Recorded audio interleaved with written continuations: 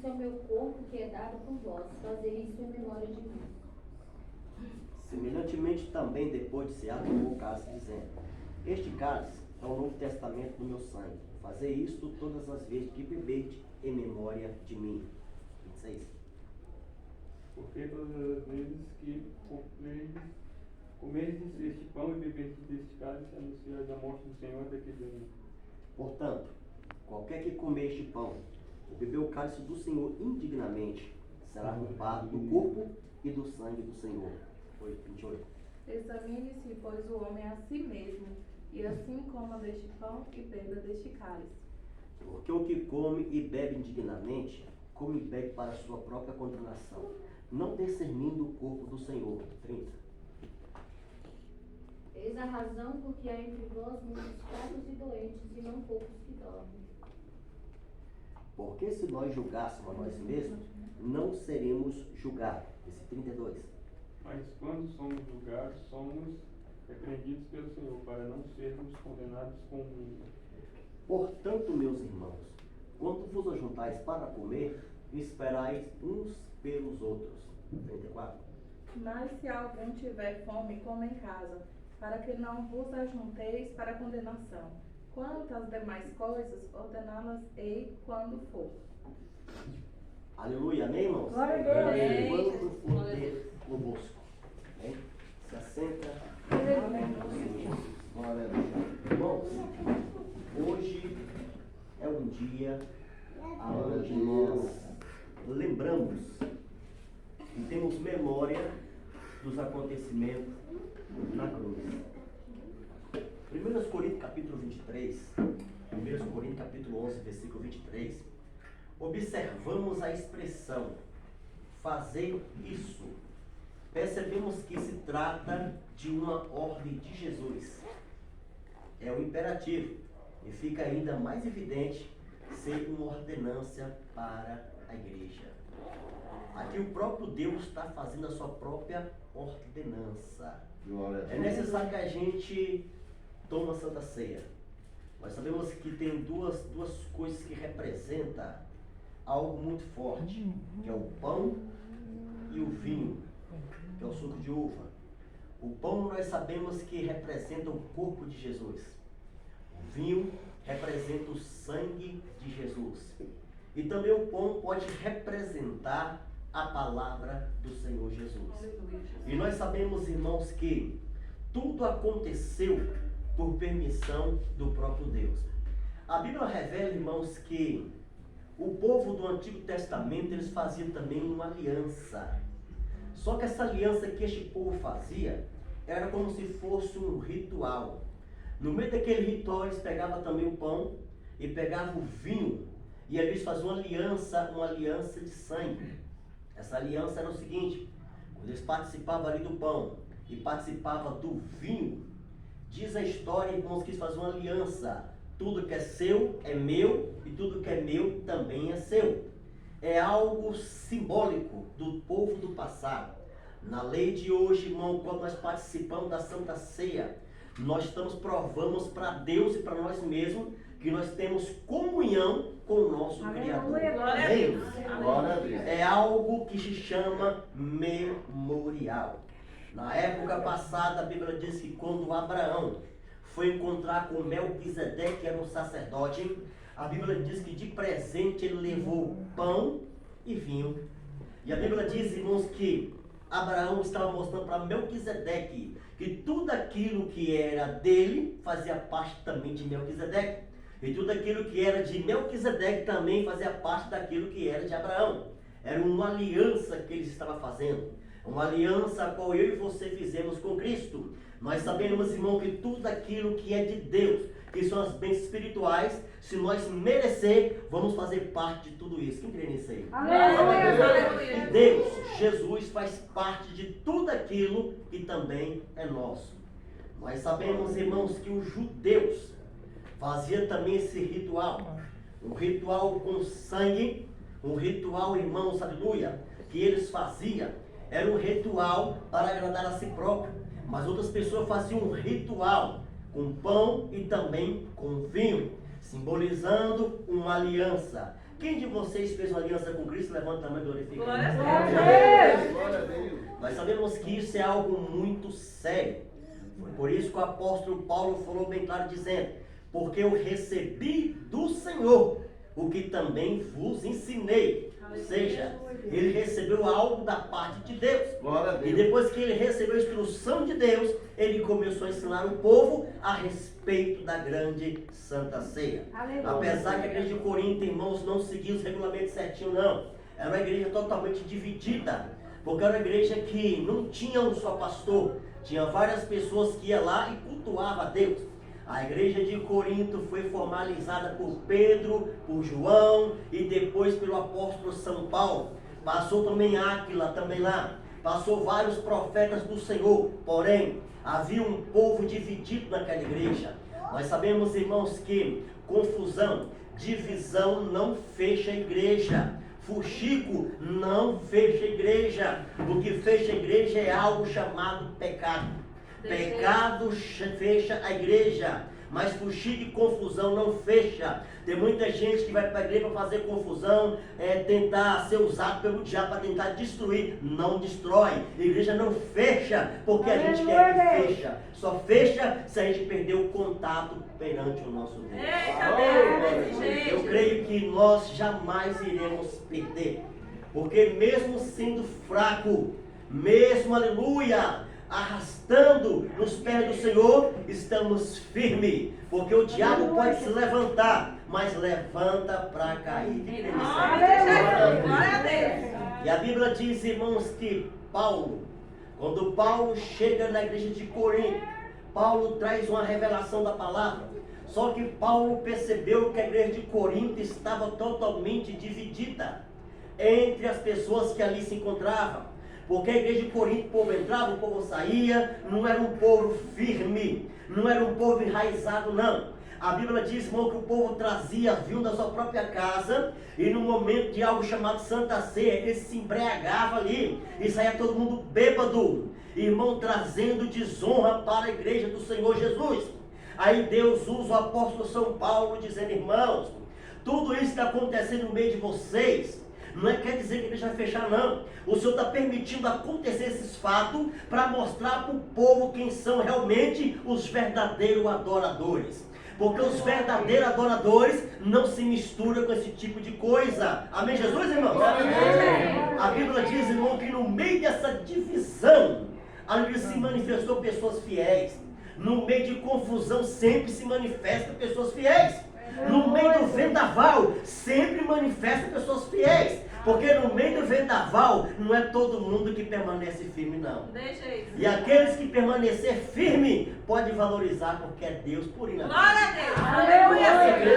Glória a Deus. E a Bíblia diz, irmão, que na igreja de Corinto o povo pegou pão, o povo pegou suco de uva, versículo de número 24, e tendo dado graça, o partiu e disse: tomai, comei, isto é meu corpo, que é partido por vós. Fazer isto em memória de mim. É algo memorável, é algo que a gente lembramos, algo que jamais deva ser esquecido. Foi como Paulo falou aqui: fazer isto. Percebemos que se trata de uma ordem de Jesus, que não pode parar. Nós não podemos parar. E nós temos costume de todo mês participar da grandiosa Santa Ceia. Quando fala de Santa Ceia, é algo tão bom e simbólico diante de Deus, que nós guardamos isso para nós mesmos. E nós sabemos que não é qualquer um que pode participar da grande Santa Ceia. Para participar da grande Santa Ceia, temos que ter a vida santificada pelo Criador. Se pecamos ou fizemos algo que desagradou os olhos de Deus, temos que se humilhar perante o Senhor, confessar os nossos pecados, aí depois participar da grandiosa Santa Ceia. Aleluia! Olha aqui que diz o versículo 25. Semelhantemente também, depois de cear, tomou o cálice, dizendo: este cálice é o novo testamento do meu sangue. Fazei isto todas as vezes que beber, de memória de mim. Isso depois de cear, depois de comer o pão, foi abençoado o cálice. Depois de abençoar o cálice, todo mundo ali tomaram e participaram. E o Senhor falou no versículo 26, porque todas as vezes de comer deste pão e beber deste cálice, anunciai a morte do Senhor até que ele venha. Olha a ordenança aí, ó. Anunciai a morte do Senhor até que ele Venha. Quem tem anunciado aí? Aleluia. Quem tem ganhado almas para o reino de Deus aí? Aleluia, Jesus. Glória a Deus. Irmãos, ganhar almas é o nosso trabalho. Ganhar almas é a nossa função. Aleluia. Temos que pregar, temos que evangelizar, temos que falar do amor de Deus, porque sempre tem alguém que sempre renova a sua aliança perante Deus. Aleluia. Quando fala renovar aliança, irmãos, é algo que estava fora e passou-se a ser unido. Aleluia. Aliança, aleluia, é algo tão forte que, como diz aqui a palavra de Deus, no passado, quando eles celebravam a Páscoa, eles tinham prazer de renovar a aliança. Ter uma aliança com Deus é algo de fidelidade, um para com o outro.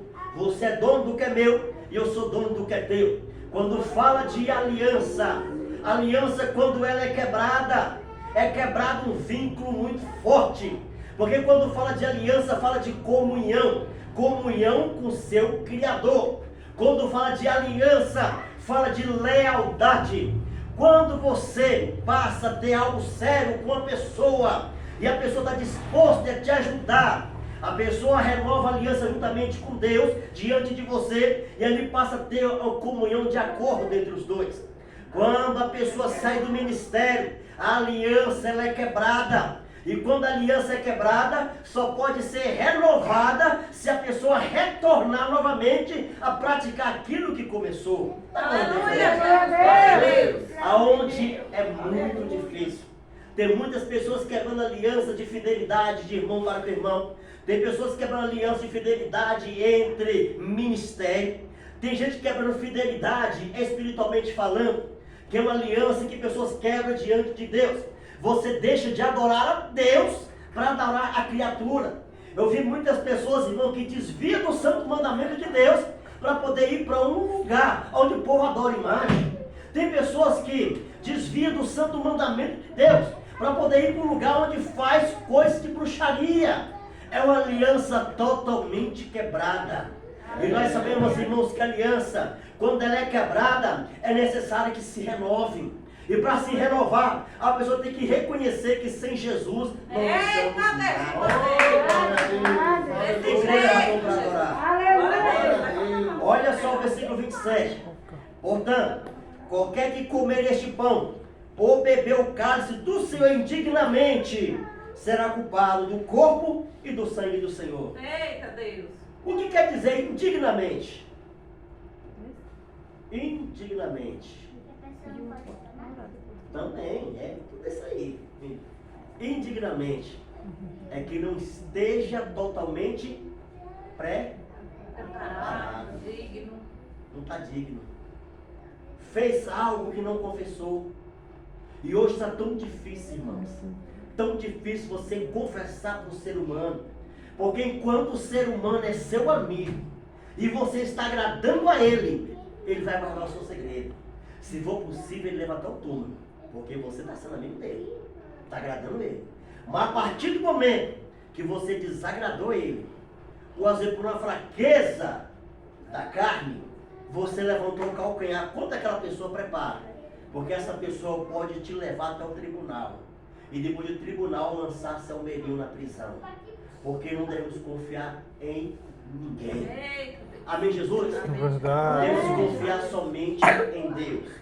E em pessoas que realmente têm a graça de Deus. Em pessoas que realmente estão na presença de Deus e têm prazer em te ajudar. Irmãos, é raro você encontrar alguém que se alegra quando você está sendo vitorioso. É muito difícil. É verdade. Se você encontrar alguém que se alegra ver você sendo abençoado, pode abraçar. Glória Porque é a Deus. raro. Aleluia. É muito raro acontecer. Amém, Jesus? Tem pessoas que te Amém. prendem em algo tão, tão grande, que enquanto você está debaixo das mãos daquela pessoa, e a pessoa está te ajudando, e sempre você precisa da ajuda daquela pessoa sempre vai estar do seu lado. Para falar bem, para poder estar te colocando lá em si, porque você depende dele. A partir do momento que você fala desse, ó, não depende mais de você, eu dependo agora de Deus e de mim mesmo. Essa pessoa começa a mudar com você. Porque enquanto está debaixo da mão da pessoa e colocar você como coitado, amém? Coitadinho de fulano, coitadinho de ciclano, e assim vai. Mas Deus vai mudar isso. Porque nós não somos coitadinhos, não. Nós somos abençoados por Deus. Que crê.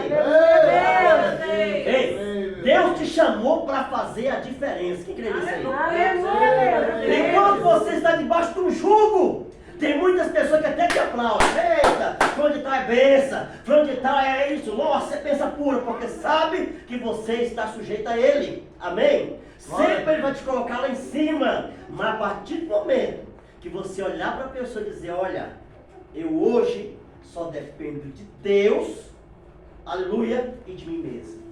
Aí tu vai encontrar problema. Amém? Essa é a nossa caminhada, meu pessoal. Essa é a nossa caminhada. Olha que algo importante aqui.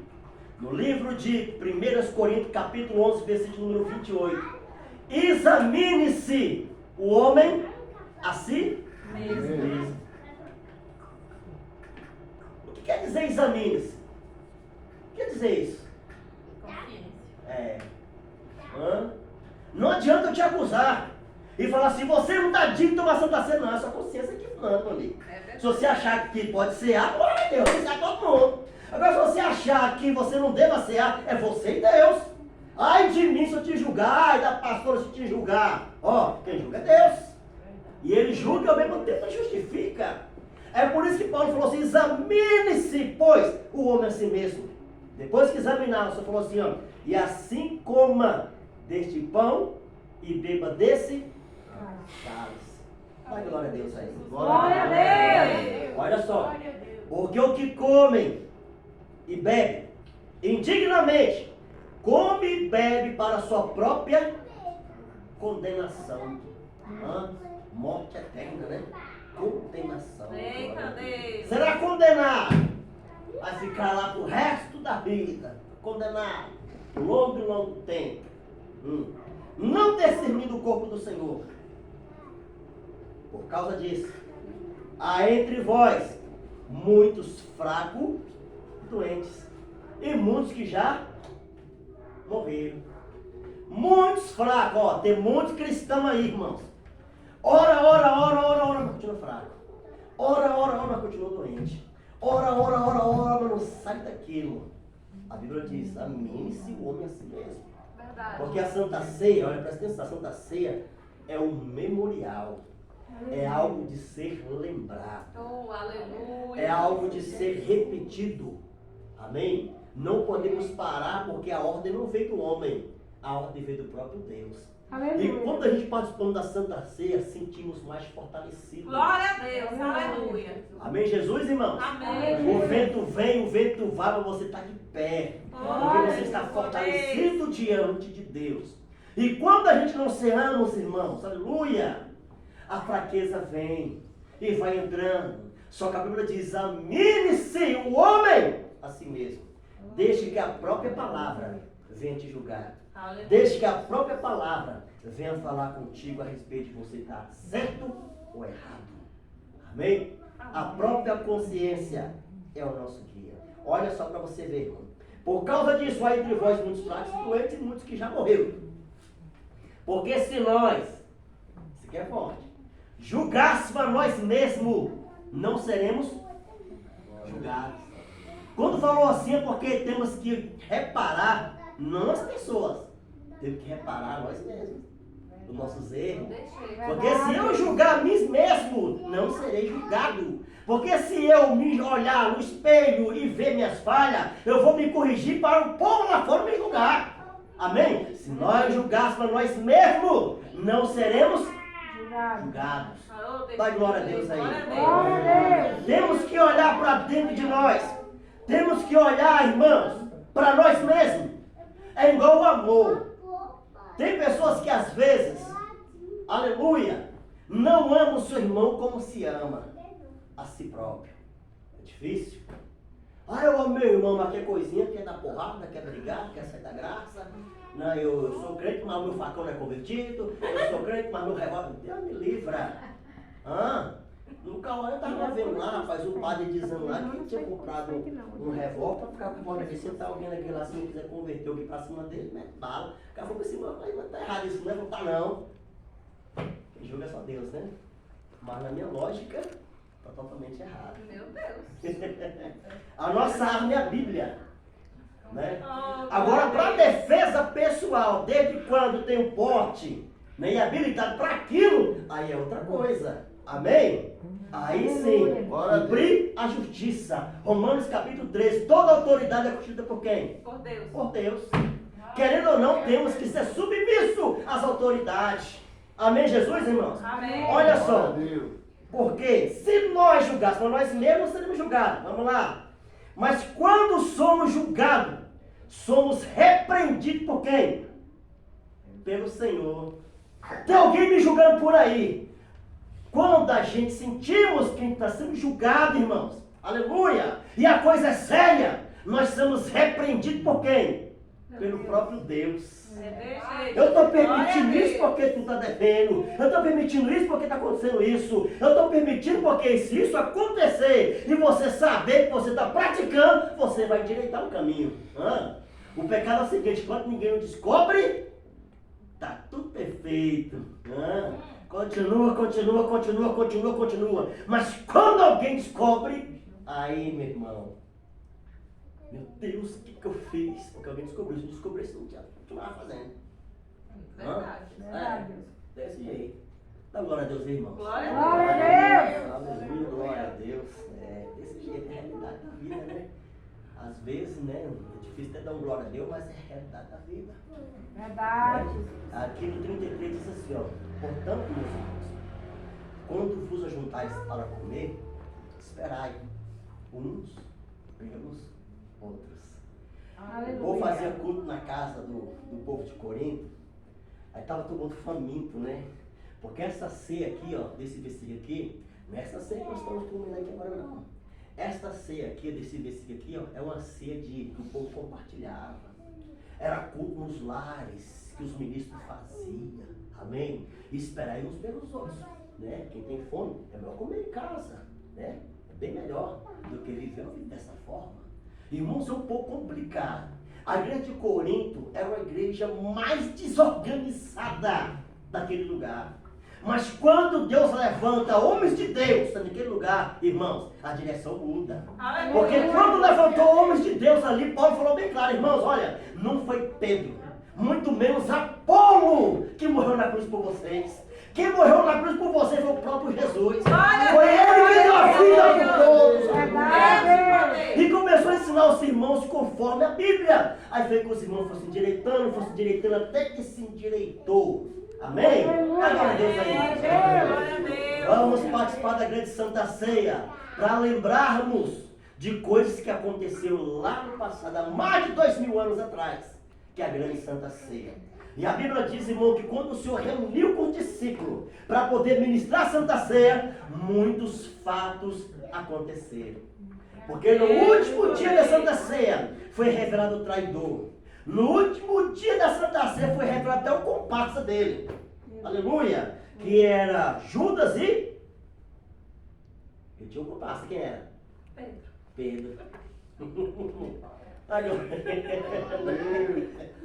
Desse jeito, irmão. E nós analisamos que sempre, quando há um fato de infidelidade, sempre tem uma pessoa a mais que sempre está ali envolvido.